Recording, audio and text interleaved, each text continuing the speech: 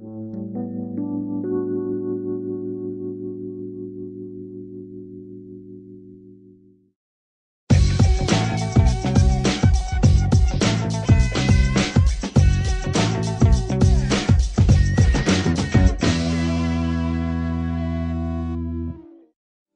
on a réalisé un diagnostic de performance énergétique à la suite d'une formation que j'ai réalisée sur tout ce qui était énergie renouvelable. À la suite de cette formation, il nous semblait utile de réaliser ce diagnostic parce que nos bâtiments commençaient à être très vétustes. Et un relooking.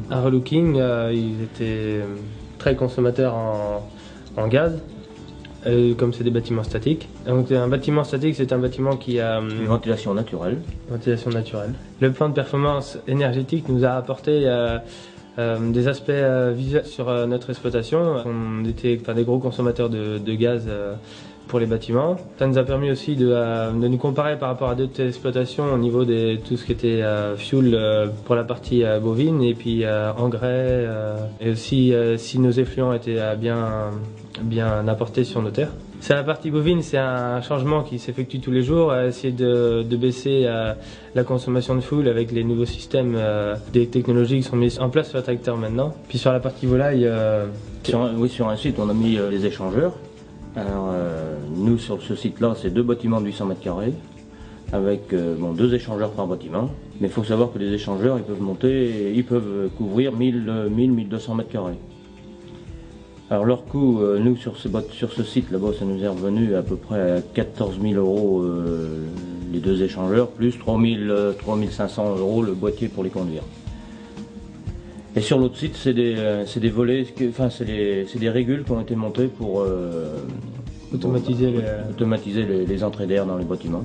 Le coût à peu près approximatif de ces installations, ça a été de 3 500 à 4 000 € par bâtiment. Parce qu'il faut savoir que les boîtiers, pour les conduire, existaient déjà dans le bâtiment. Il y a deux turbines par échangeur. Une qui extrait l'air du bâtiment et l'autre qui prend de l'air à l'extérieur pour l'envoyer dans le bâtiment. L'air se croise, mais elle n'est pas en contact ensemble. Il y a un échange de calories entre l'air qui vient de l'extérieur et l'air qui vient de l'intérieur. Les échangeurs, ils apportent que, surtout l'hiver, c'est quand la température extérieure est assez basse. Ça permet, nous, comme c'est des bâtiments statiques, ça permet de laisser les bâtiments tout fermés et c'est l'échangeur qui contrôle l'ambiance du bâtiment. Avant, on se baladait toujours avec des hygrométries à 65-70%. Et là, on arrive à redescendre à 40-45% régulièrement. Moins d'hygrométrie, c'est moins de risque de maladie. Et puis l'air est toujours bien renouvelé. Donc les incidences que ça a pu avoir, malgré une augmentation du prix du gaz sur l'exploitation durant ces 2 dernières années, on a pu constater une diminution sur le site des échangeurs de l'ordre de 40%.